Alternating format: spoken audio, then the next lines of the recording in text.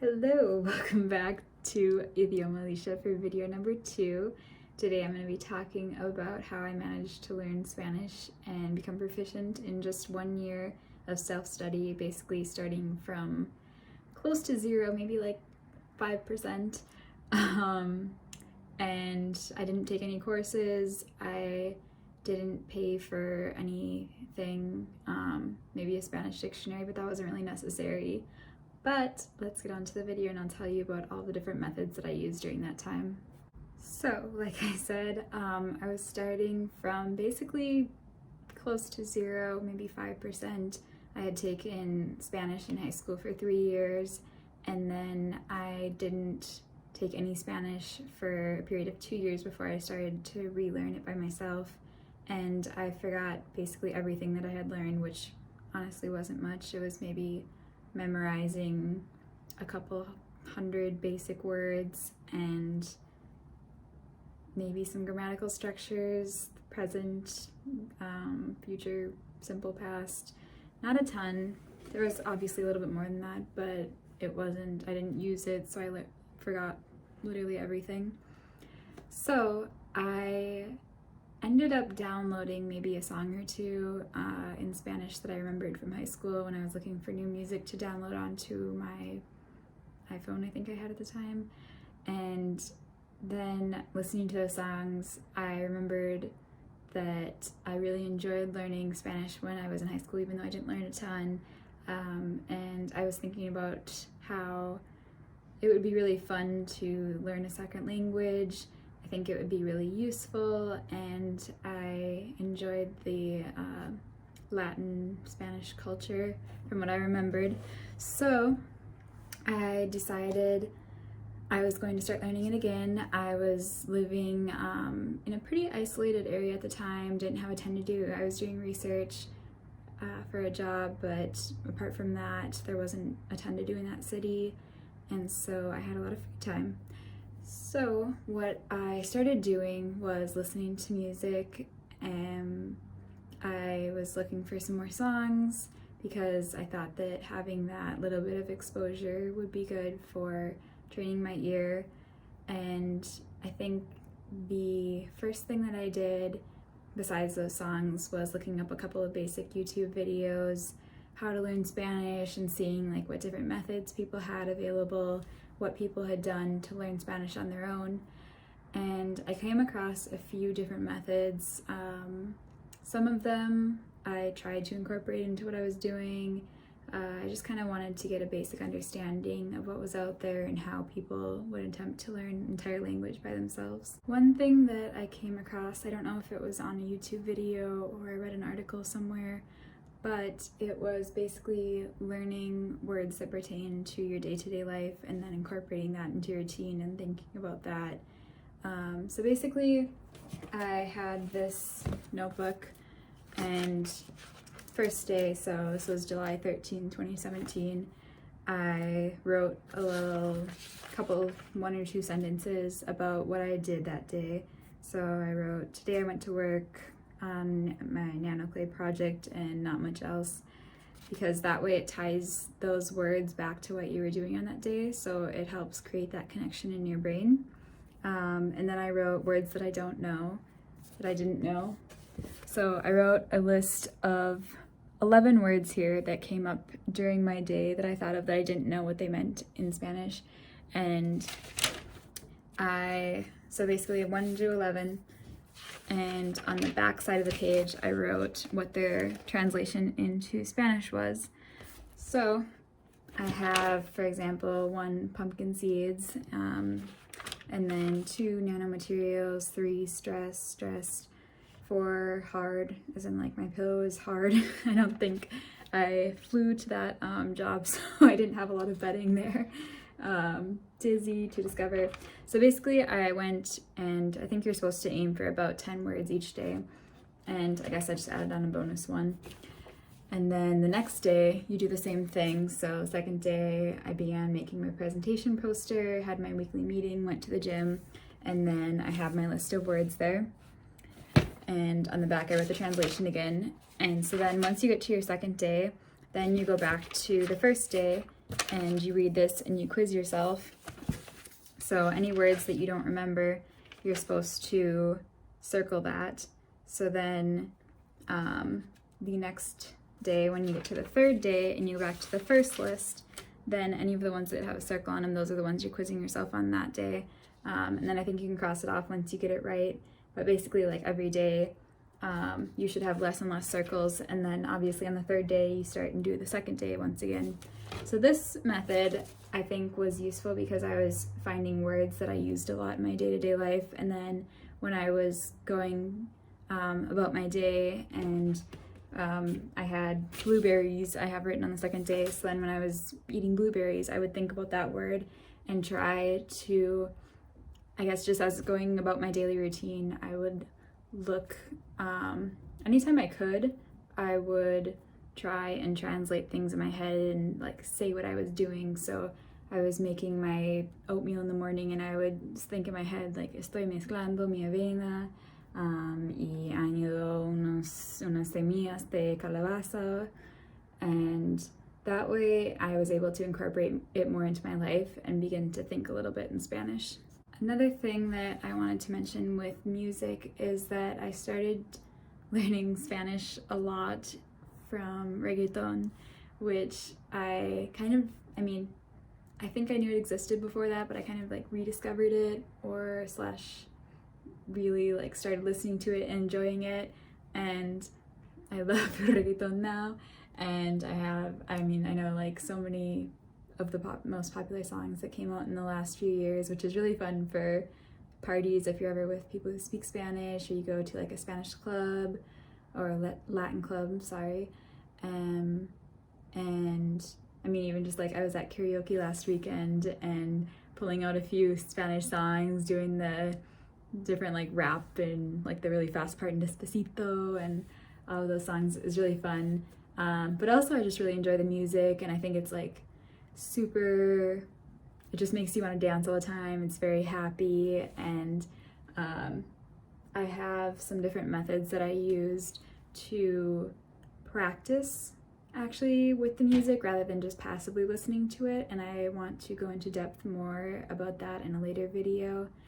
Basically, those methods are really good ways to practice your pronunciation, being able to comprehend what you hear when you listen to native Spanish speakers talking, because with music it a lot of the times is a lot faster than a native speaker would speak, so it helps with your auditory comprehension and your pronunciation, auditory comprehension, and then just overall learning new vocab and having that repetition of every time you listen to that song, you remember those words and get those words cemented into your brain. So yes, I would like to talk about that, those reggaeton and Spanish music methods in a future video more in depth, because I think that going through a lot of different methods that I found on YouTube and articles, I ended up consolidating those into a process that I found works really well and works for me, and that I can incorporate like the best elements of all of those methods into one. So the next thing is that I downloaded some Spanish audiobooks, and every day when I was walking to and from work, or if I was walking to the gym or just going for a walk to get exercise, I would listen to that. And basically these audiobooks, I think it was called Spanish and Go or something like that, maybe just learn Spanish in your car, I don't know, but you want to find one that like it was saying the phrase in English. So it would say, I want a new car, or I want to go to the gym, or something like that. And so it says it in English, and then you have a couple of seconds to think, and then it'll say the phrase in Spanish. So quiero ir al gimnasio. And then once you hear it, then it gives you a couple seconds to practice saying it yourself, and then it'll say it again. So that way you have time. Basically, it teaches you how to recall phrases really quickly and different words, and try to think about how you would express it in Spanish, because sometimes there are different ways that you can express the same thing. And hearing the pronunciation and then hearing it again, it allows you to listen to yourself saying it and then hear like any pronunciation differences between how you say it and the native speaker on the audio tape says it. So that was super, super useful, and I highly recommend finding some audiobook like that. There's a lot that you can get download for free through local libraries, which is what I did. I just signed up for a library card, and then I downloaded the Overdrive app, and basically on there you can download books, audiobooks, or regular books for free. So I just kept doing that. So I didn't end up paying for any of these audiobooks, but I'm sure I know there are a lot that you can also pay for if you want to do that. So the next thing that was super, super useful for me was the Hellotalk app, and I talked about this a little bit in my first video. Basically, you make a profile and you put in, this is my level of Spanish that I'm trying to learn. I'm a native English speaker, and it matches you with people who are trying to learn the opposite language as you. So when I was starting out with my Spanish, I put that I was a beginner, and I matched with people who were pretty advanced in English, because that way they could teach me and I wasn't able to like form complete sentences in Spanish at that time.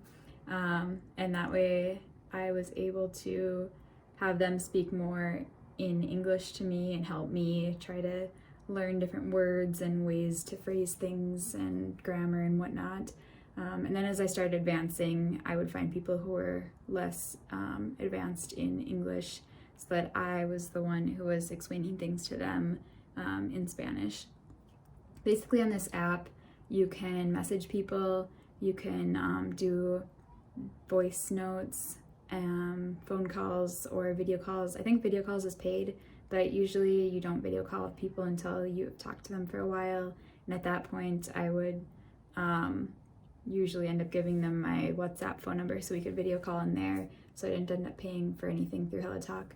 But the app is amazing, and I met so many great people on there, made several friendships, people that I talked to for months or years even, and that gives you a ton of motivation to learn, because you have these friends now and you can communicate with them, and it's really cool to be able to like express things to them, and the feeling that you get after you have these phone or video calls is amazing. Like I remember for several of them afterwards I hung up and I was like, oh my gosh, I just talked to this person for an hour straight in Spanish, and like a couple of months ago I knew like barely any Spanish.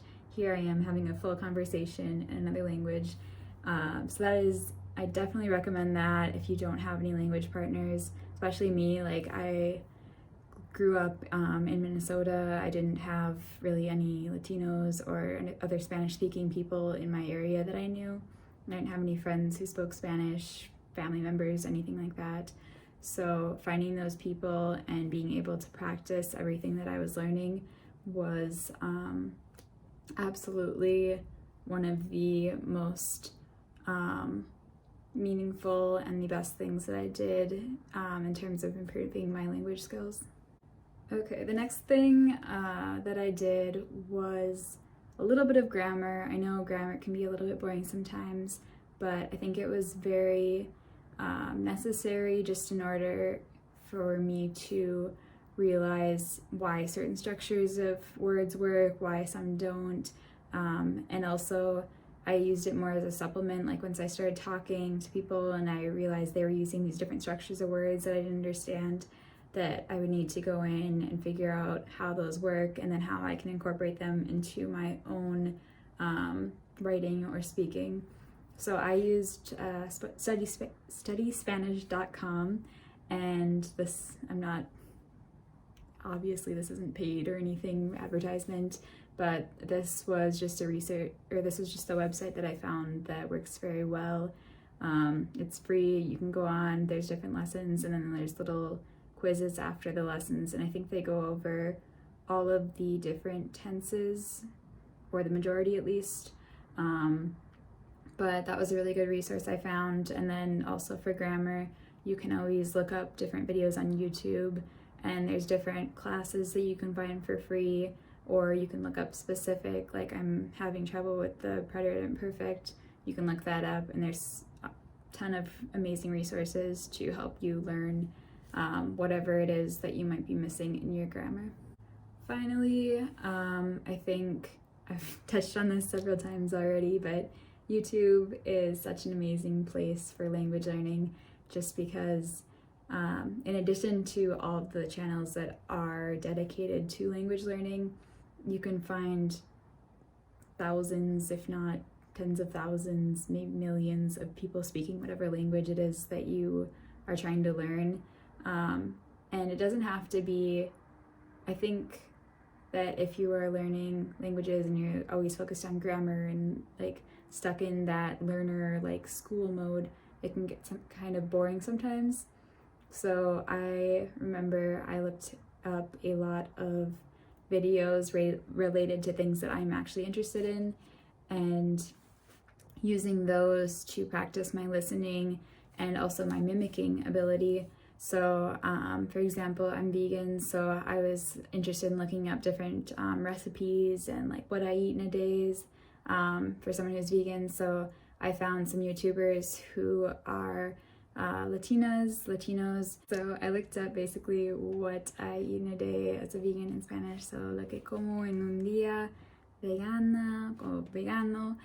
And I found some YouTubers on there, and listening to them I think is a really fun, like easy exercise, because that way I think with some of the YouTube videos it's better than Netflix, because Netflix I tend to space out a little bit more, whereas YouTube you're trying to get something from that video. So I was trying to listen to those recipes, or you're trying to listen to like a beauty tutorial or I don't know, like how-to video, and you want to get all that information, so you're paying a little bit closer attention. And they also tend to speak more directly to the camera, so it's easier than than Netflix, where they're like in conversation is a little bit harder and there's more people and things going on and different noises, whereas YouTube people are typically speaking directly to the camera.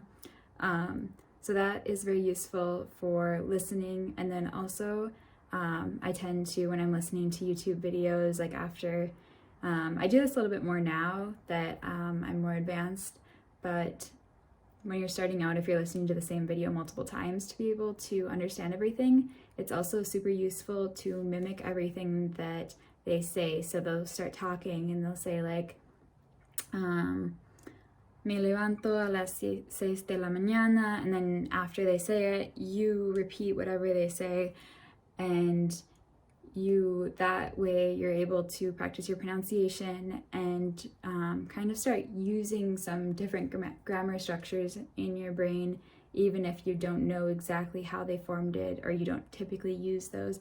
It also allows you to introduce new expressions and words into your vocabulary. So that is all for today. Thank you for watching. Let me know if you have any questions or any topics that you want me to make a video on, or things to explain further about what I talked about today. I can definitely go more into detail and demonstrate how I use some of these methods if that's useful to everyone. But thank you so much. I hope you have a great day. See you next time.